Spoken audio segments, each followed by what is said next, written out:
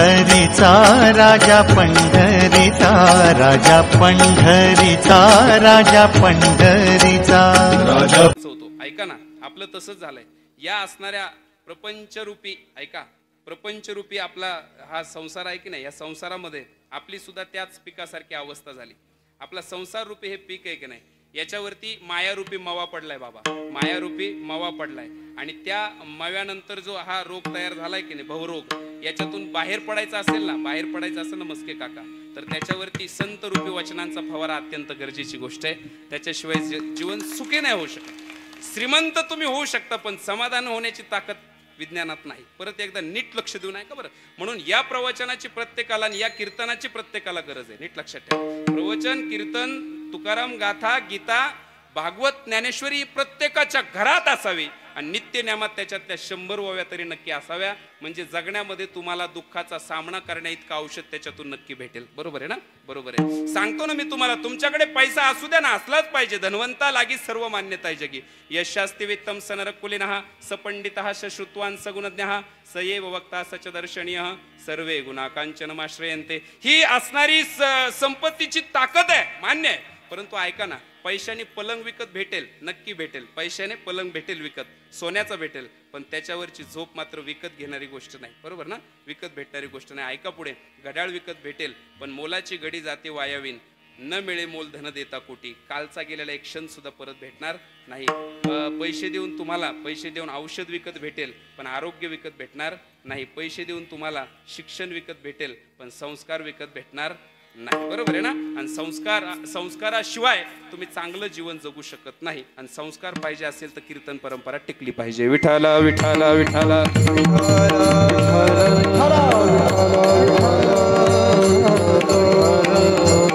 आणि म्हणून कीर्तन परंपरा फार गरजेची आहे. मधले 2 वर्ष खऱ्या अर्थाने कीर्तन बंद राहिले असतील. आता ते काय असेल, परमेश्वराची इच्छा असेल. हे कलियुगाचं वारं आहे, ह्याच्यामध्ये काय होईल सांगता येत नाही. दादा, जेव्हापासून वारी सुरू झाली तेव्हापासून आतापर्यंत थांबली नाही. पण या कोरोनासारख्या महामारीनं ती वारी थांबवली. जाऊ द्या, बऱ्याच कुटुंबामध्ये तर बरीच माणसं गेली गड्या, ज्यांच्या घरातली गेली की नाही. त्या दुःखाचं खऱ्या अर्थाने दुःखाचं सांत्वन आपण करावं इथपर्यंत ठीक आहे, पण ते दुःख मात्र त्या कुटुंबालाच भोगावं लागतंय. ज्याच्या घरातला तरुण माणूस जातो का नाही, त्या घरामध्ये तुम्ही जाऊन तर पहा, लग्न झालेला असावा आणि त्याचं 2-4 वर्षाचं लेकरू असावा. आणि तो माणूस जर कोरोनामध्ये जावा तर त्या पोराकडे पहा, त्याच्या पत्नीकडे पहा आणि त्याच्या म्हाताऱ्या आईबापाकडे पहा. या दुःखाची किंमत करावणार नाही दादा. पण मागचे 2 वर्ष नुसता बाजार झाला, आता तो भाग सोडून द्या. खऱ्या अर्थाने नियती ज्या वेळेला हिशोबाला बसते की नाही मस्के काका, तिला दयामाया नाही बरं. म्हणून माणुसकीनं जगा. पैसा हे सर्वस्व नाही. जरा माणुसकी राहू द्या आणि त्याला जोडून अध्यात्माची साथ राहू द्या. म्हणून कीर्तनात आलं की नाही, कीर्तनात थोडं प्रसन्न बसायचं. मन करा रे प्रसन्न, सर्व सिद्धीचे कारण आहे की नाही, प्रसन्न बसायचं. हे तुमचे चेहरे याच्यामध्ये शूट होता रे दादा. कसं थोडं जरा हसून राहायचं, फ्रेश राहायचं. तुम्हाला माहिती का मावशी, एक महाराज गेले लोक न हसल्यामुळं, कीर्तनात गेले. ताजुद्दीन बाबांना अटॅक आला कीर्तनामध्ये. आणि बाबा, घाम कधी येतो माहिती का, माणूस घाबरल्यावर. नंदुरबार भागातली लोक हसतच नाही, आणि त्यांचं कीर्तन नंदुरबार भागात होतं. ती लोक असंच पाहतात नुसते बाबा. मग बाबा, आता समजा मी तुमच्याकडे जर असं पाहिलं बाबा बऱ्याच टाइम, असं तुम्हाला दाब आहे ना एवढ्या लोकात, मी काय कोण नाही, पण इथं पाहिल्यावर जरा वेगळंच होतंय. आणि जर चुकून त्या बाबाला तुम्ही जर असं रागाने पाहिलं आणि त्या कीर्तनकाराला जर बीपी असला, मरंक जगंतो, तर त्याच्याकरता थोडं जरा हसत जा. आणि काय हसायला अडचण आहे दादा. 20 लक्ष योनी वृक्षा माझे घ्याव्या, जलचरी भोगाव्या 9 लक्ष. 11 लक्ष योनी किड्या माझे घ्याव्या. लक्ष द्या बरं. 11 लक्ष योनी किड्या माझे घ्याव्या, 10 लक्ष भोगाव्या पक्षा माझी. 30 लक्ष योनी पशुची या घरी, मानवा भितरी 4 लक्ष. 1 योनी कोटी कोटी फेरा, मग लागे वारा मनुष्य द्या. आमदार जसा आमदार केलं निवडणुकीत निवडून आल्यानंतर एकदम खुश असतो की नाही, ऐकताय ना तुम्ही, तसं 84 लाख योनी फिरून आल्यानंतर माणसाचा जन्म मिळाल्यावर तुम्ही पण गाणं लावलं पाहिजे, मला आमदार झाला. अरे तुम्ही हसतच नाही बाबा, तुमच्या चेहऱ्यावर पाहिलं. अरे ते फोटोवाल्याला स्वतः सांगावं लागतं, विशाल बाबा स्माइल प्लीज, तुला काय रोग आला नाही, तुला कुठला आजार नाही, तुला कुठली केस नाही, तुझ्यावर कुठलं बँकेचं कर्ज, मग तुला प्रसन्न राहायला झालंय का? सर सलामत तो पगडी 50. देवानी मुळातच श्रीमंत बनवून पाठवलंय. अरे ज्याला डायलिसिसचा आजार झालाय की नाही त्याला महिन्याकाठी एकदा दवाखान्यात जाऊन रक्त बदलून आत सोडावं लागतं, त्याचा खर्च 50,000च्या आसपास आहे. आणि परमेश्वराने तुम्हाला रक्त शुद्ध करण्यासाठी 2 किडन्या दिल्या, 1 रुपया घेतला नाही, त्याच्यावर खुश नको का राहायला? बरोबर आहे की नाही? विचार केला पाहिजे बरं. एका किडनीची किंमत जवळजवळ किती आहे मावशी? अरे बापरे, किंमत आहे त्यांना, किंमत आहे त्यांना 3 लाख. खरं आहे, 3 लाख नाही, थोडी कमी झाली, ती 50 लाखाच्या आसपास आहे सध्या. जसा माणूस असेल तसं. तरुणाला किडनी टाकायची असेल तर कमी, बरोबर आहे का नाही? आणि मग आपल्याला 2 किडन्या फुकट दिल्या, कशा वापरल्या पाहिजे? एक पहिलं बोलू का, एक तर शरीर देताना रुपया घेतला नाही. ज्यांनी फक्त बाहेर काढलं की नाही त्यांनी 1,10,000 घेतले. बाबा बाबा बघा बरं, ज्यांनी फक्त बाहेर काढलं त्यांनी 1,10,000. 1,10,000 नाही, तशी फी 30-35 आहे. पण ते पोरग जन्माला आल्यावर त्याला काचीत ठेवावं लागलं. काचीत ठुलं आणि जो पगार आता त्याचा बाप जो होता का नाही तो मोठ्या नोकरीवर, त्याचे खाडे झाले. सगळं गणित काढलं की 1,10,000 जन्माला आल्याबरोबर 1,10,000 खाते. त्याच्यात अलीकडच्या पोरांचं लय दुर्दैव आहे.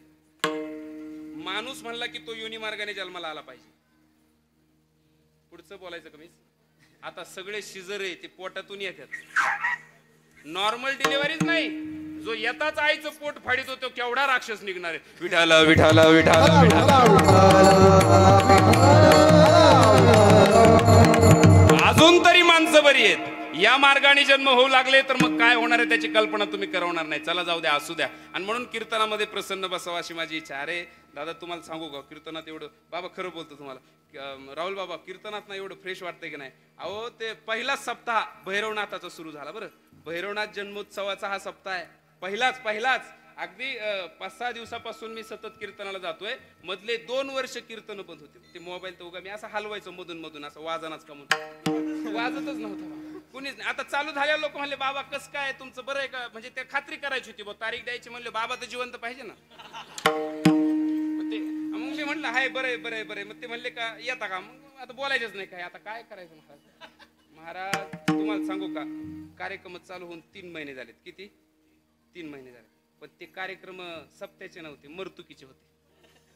आणि त्या मर्तुकीत काय कसलं काय चेहरा प्रसन्न नाही, काय नाही. आणि त्यातल्या त्यात 80 वाला गेला तर मग तरी कसं कवायना लोक थोडे म्हणते जाऊ द्या चांगलं झालं. 45 आणि 50 वाल्याला ते माणसं कशी बसत आणि कीर्तनकाराने काय सांगायचं तुम्हीच विचार करा बरं.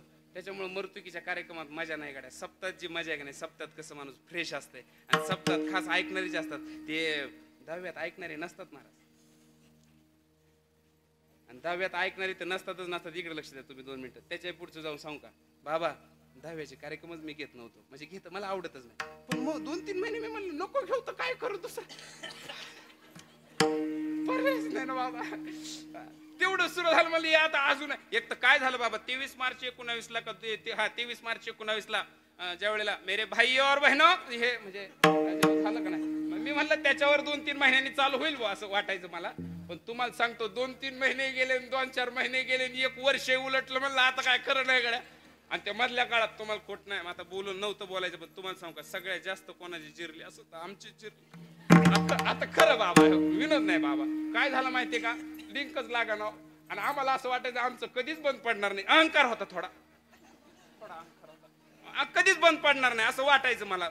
पण तुम्हाला सांगतो बंद पडल्यावर एवढी गाडी व्हायबल झाली बाबा, कोणतीच गोष्ट पैशाशिवाय होत नाही. खिशात पैसाच राहिला नाही. आला का खर्चायचा. लय येडपणा केला महाराज लोकांनी. इथं गुंठा घे, तिथं गुंठा घे, पैसे सगळी संपलेली, काहीच नाही. आणि झालं बा ते बंद, पैसेच नाही. पण तुम्हाला सांगू काही भागात मला अशी वाईट वेळ आली, काम मागावं तर काम कोणी देईना.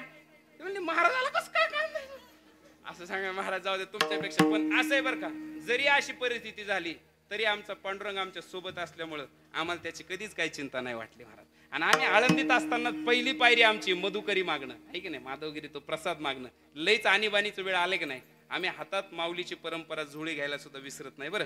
आणि म्हणून ती जगण्यासाठी आणि प्रचार आणि प्रसारासाठी आणि या वारकरी संप्रदायाचं वैभव टिकवण्यासाठी आम्ही तेही करू. पण आमच्या पाठीमागचा पांडुरंग आमचा कधीच साथ सोडणार नाही. विठ्ठल विठ्ठल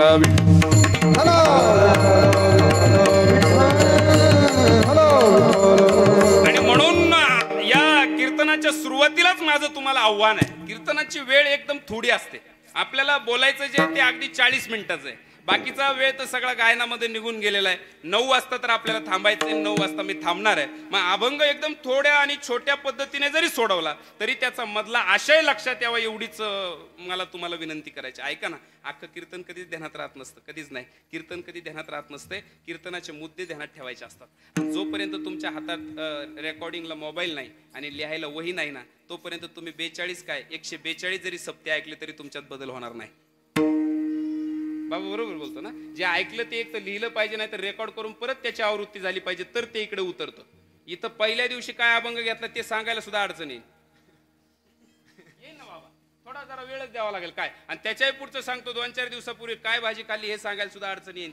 मग त्याच्याकरता माणसाने लिहिलं पाहिजे, नाही तर ऐकायला रेकॉर्ड केलं पाहिजे. मला सांगायचं काय ते लक्षात ठेवा. म्हणून लक्ष देऊन ऐकायचं आणि थोडे परिनिरे. तुकोबरायांचं म्हणणं काय, थोडे परिनिरे. फार जास्त ऐकू नका, पण दररोजच्या कीर्तनातलं 2-5 मिनिटाचं तरी नक्की घरी घेऊन जा आणि त्याच्या अवांतर वर्षभर चालू ठेवा. विठ्ठल विठ्ठल विठ्ठल.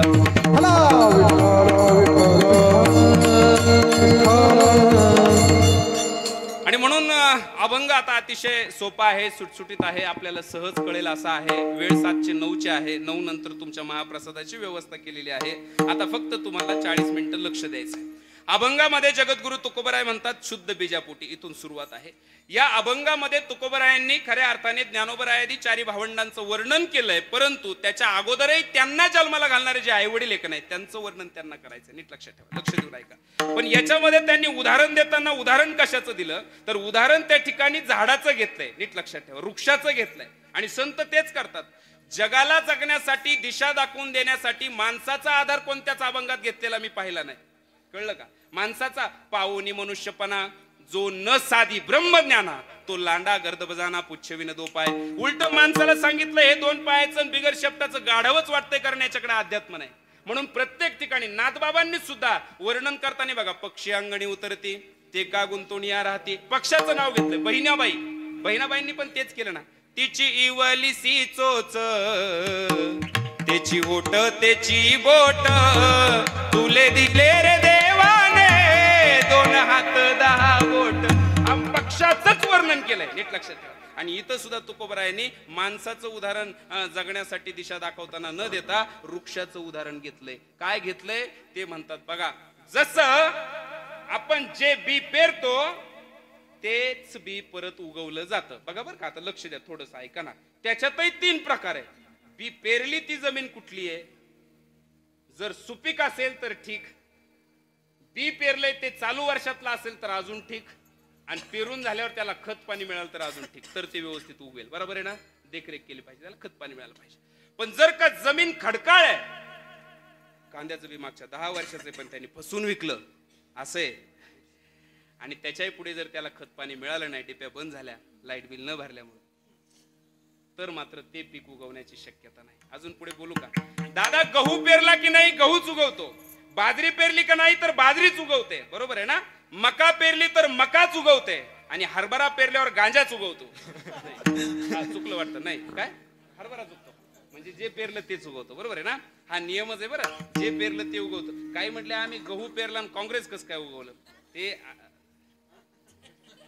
शिकायचंय, त्याला शिकायचंय. वा छान. आता तो विसरलाय का मी कीर्तनात उभा आहे. अरे तसाच विसर पडला पाहिजे. विसर पडण्याची जागा आहे कीर्तन म्हणजे. विठ्ठल विठ्ठल विठ्ठल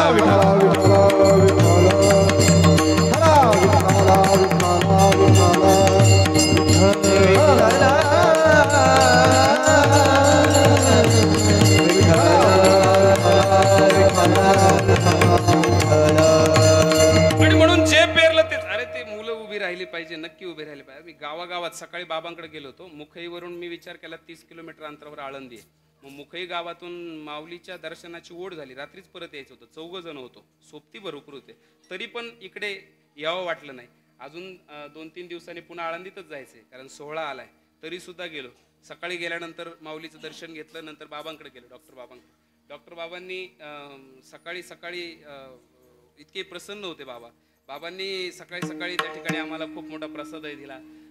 म्हणजे अर्थात प्रसाद केळी असेल, फळं भरपूर दिले. आणि नंतर बाबा चर्चेत आले. चर्चेत आल्यानंतर म्हटले, हे बघा गावागावामध्ये परमार्थ झाला पाहिजे. बाबांचे सकाळचे वाक्य सांगतो बरं का, गावागावामध्ये परमार्थ टिकला पाहिजे आणि तो टिकवायचा असेल तर तरुणांना त्या ठिकाणी इकडे घेतलं पाहिजे. नक्की बाबांचं वाक्य बरं का. त्याच्या पुढे बाबा म्हणतात ठीक आहे, विज्ञान आहे, विज्ञानाचा प्रवाह आहे, काय व्हायचं ते होईल, पण आपण आपले प्रयत्न सोडले नाही पाहिजे. बाबांनी सांगितलं सांजेच्या वेळेला जशी एखादी धार्मिक वृत्तीची स्त्री आपल्या असणाऱ्या तुळशी वृंदावनामध्ये त्या खात्यामध्ये दिवा लावते, दिवा, आणि वारं सुटलेलं असतं बाबा, त्या वाऱ्यामुळे काडी ओढली ना की तो दिवा विझतो. ऐका ना, प्रयत्न बघा, विझतो दिवा, आणि नंतर ती काय करते, काहीतरी आडवं धरते, पुन्हा दिवा पेटवते. ऐका बरं, पुन्हा दिवा पेटवते, तरी तो मग पेटला जातो कसा तरी, पण परत वारं येतं तर ती बिचारी पदर धरते. पदर, मी एक बोलू का, किती वेळ तिने पदर धरला तरी तो दिवा विझणारच आहे, कारण वारं सारखं चालू आहे, पण दिवा टिकावा हा तिचा प्रयत्न आहे.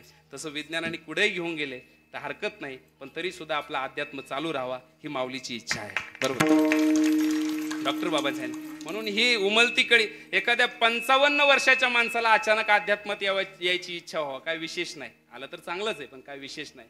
पण 15 वर्षाच्या पोराला जर अध्यात्माचा नाद लागला तर उरलेली 45 वर्ष त्या ठिकाणी खूप चांगल्या प्रकारे तो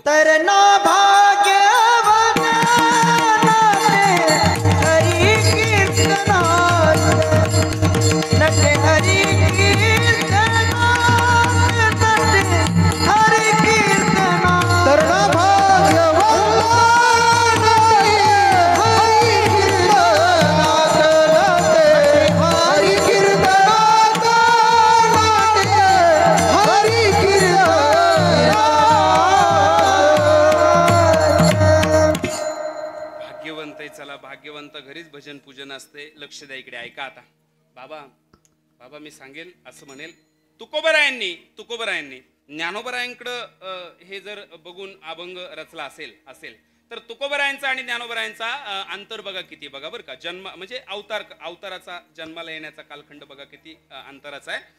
ज्ञानोबरायांना त्या ठिकाणी 750 वर्ष झाले, 725 वर्ष झाले, ठीक आहे ना, आणि तुकोबरायांना 450 वर्ष, म्हणजे जवळजवळ 300, 350, 400 वर्षाचा फरक आहे. लक्ष देऊन ऐका.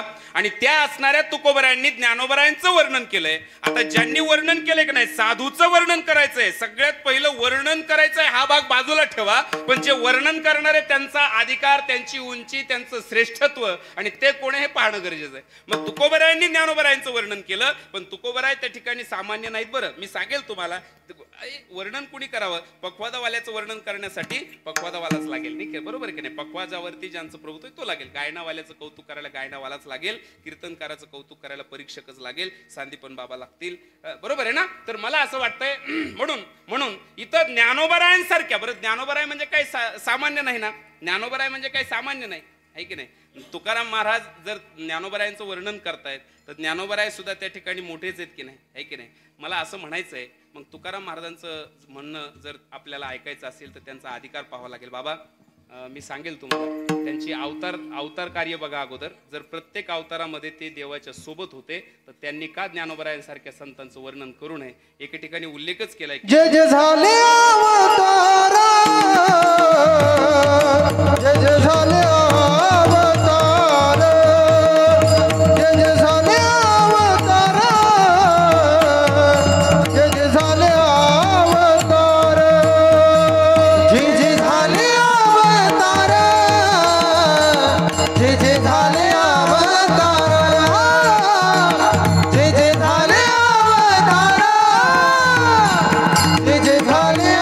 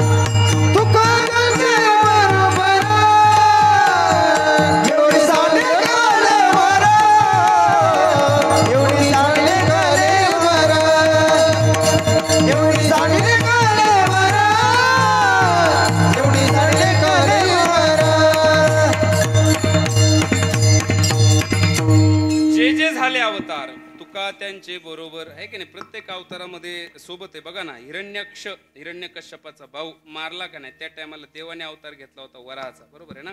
त्यावेळेला तुकाराम महाराज होते अंबरीश. आता हिरण्यकश्यपाला मारलं त्यावेळेला तुकाराम महाराज होते.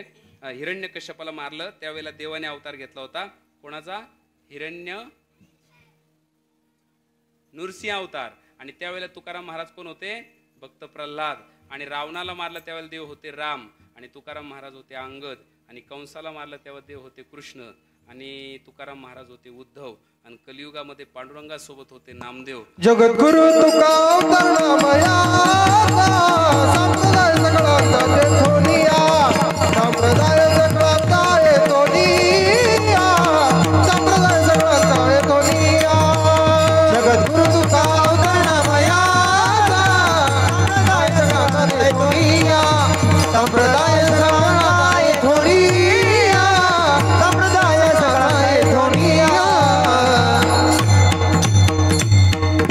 प्रत्येक अवतारात देवाच्या सोबत आहे. आत्ताच्या पुढचं सांगतो मी तुम्हाला. नुसतं अवताराचंच नाही बाबा, कुळ परंपरा. आता ही झाली अवतार परंपरा. कुळ परंपरेचा जरी विचार केला का नाही तर कुळ परंपरेमध्ये तेच आहे. कुळ परंपरेमध्ये थेट पहिले पूर्वज विश्वंभर बाबा, तेव्हापासूनचा परमार्थ आहे. म्हणजे विश्वंभर बाबा हे 8वे पूर्वज आहे तुकोबरायांचे. आणि तेही परमार्थात होते. 8 पिढ्यांचा परमार्थ आहे. आता ती इतका वेळ नाही मला तिथं घालवायचा. पण विश्वंभर बाबा, त्यांना 2 मुलं, हरी मुकुंदा, दोघंही कालचक्रात. दोघांना वीरमरण आलं. पण त्या टायमाला हरीची पत्नी बाळणपणासाठी माहेरी गेली. तिला मुलगा झाला, नाव विठोबा. विठोबाला एक मुलगा झाला, त्याचं नाव शंकर. शंकरचा मुलगा पदाजी. पदाजीचा मुलगा कन्हैया. कन्हैयाचा मुलगा बोलोबा. आणि बोलोबाचे पुत्र जे तुकाराम महाराज, सावजी पंत, कान्होबा पंत.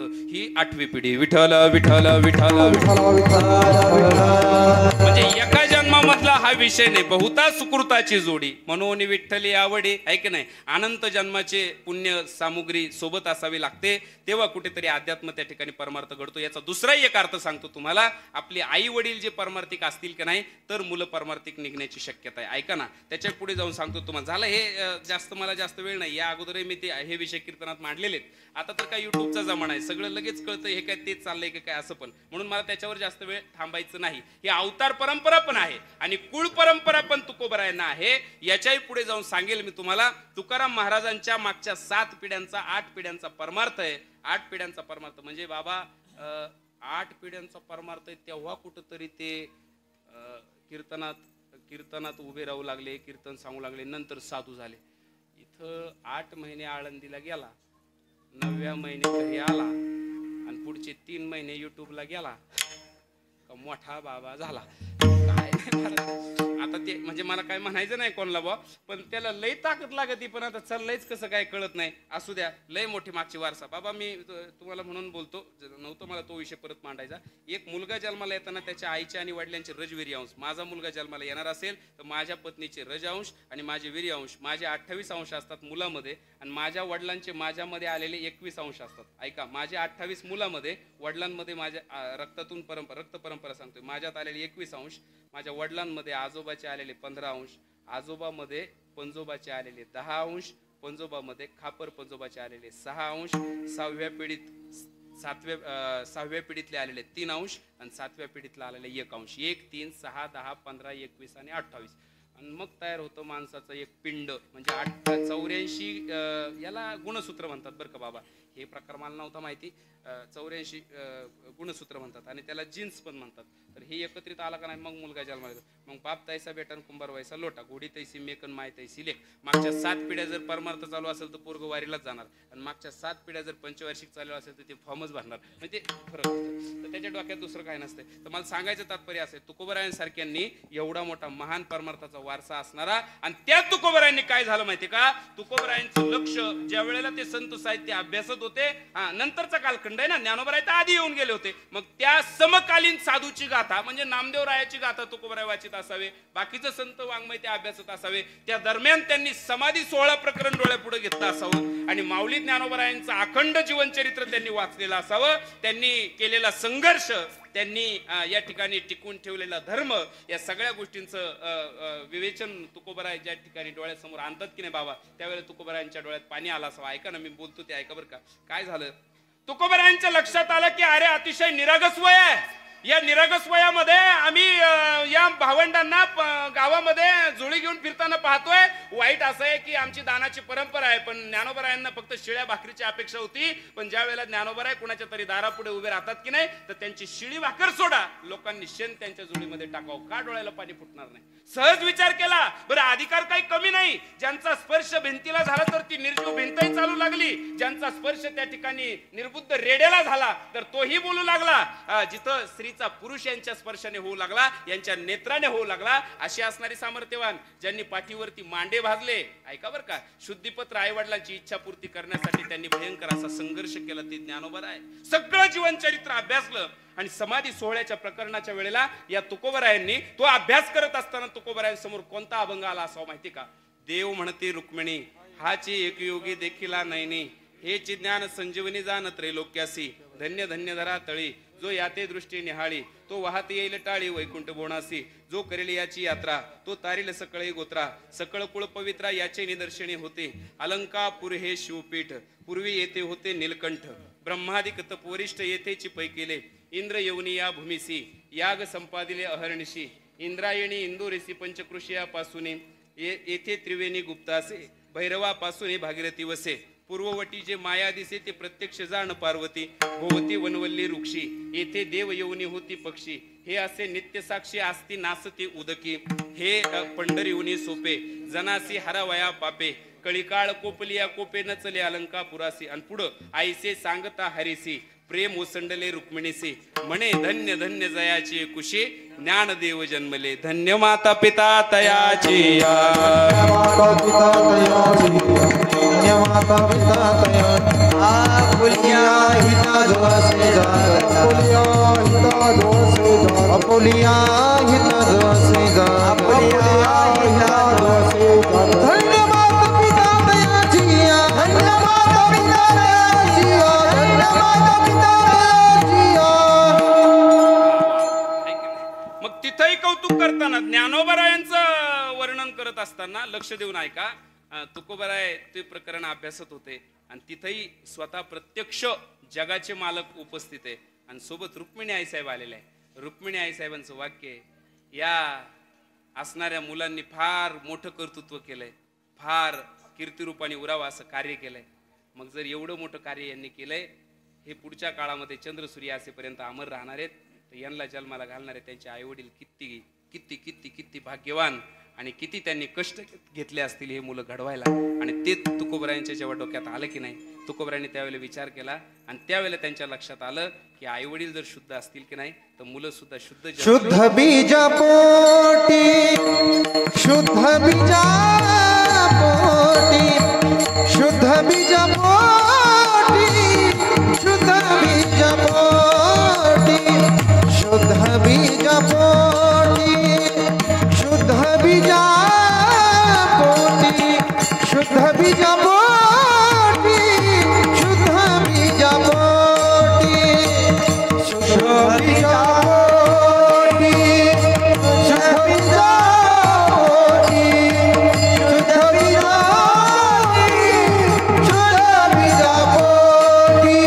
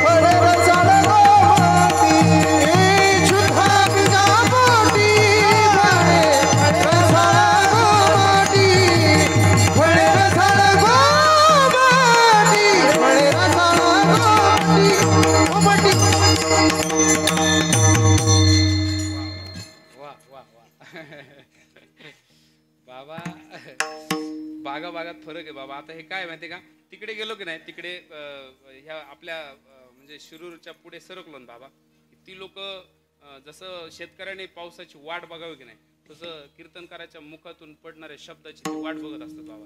आणि ते म्हणजे चिंतन ऐकण्याचा सराव म्हणा किंवा माऊली पलीकडून जवळ आहे म्हणा, असं काय तुम्हाला जसं जोडायचं तसं ते भागाभागात फरक असतो. काहींना गायन आवडते, काहींना चिंतन आवडते. तिथं मंगेश बुवा होते पखवाद वाजायला, जाधव काय तयार मंगेश बुवा होते आणि कदम बाबा गायन करायला होते, अवचारी महाराज होते. लय आनंद होता बाबा. तुम्ही पण चांगले जवळ का, असं काही नाही बाबा, पण ते सगळा मोठाच आनंद होता. तर मला म्हणायचा मुद्दा असा आहे, हे ज्याला जे कळतं की नाही त्याला त्याचा उल्हास आनंद वाटत असतो. हे सगळ्यांना कळेल अशातला काही भाग नाही बाबा. विनोद म्हणून नाही बघा, मी एक ठिकाणी गेलो, सुरुवातीला म्हणजे आता पहिले 9 ते 11 कीर्तन असायचं, मंडप मोठा, सिस्टम चांगली, सगळं भारी हो. आणि मी गेलो 9ला कीर्तनात उभं राहिलो, मस्के कंडक्टर साहेब मी उभं राहिलो त्यावेळेस ते तिथं 6-7 लोक. मी म्हणलं कसं काय कीर्तन करायचं बुवा, ते 6-7 लोक. अहो ते पांडुरंगा करू झालं आणि मी बोलायला लागलो, मंडप पॅक. मी म्हणलं असं काम झालं बा. मी नंतर कीर्तन आटपल्यावर एक जणाला विचारलं, म्हणलं असं काय बाबा, सुरुवातीला कुणीच नाही, नंतर आले.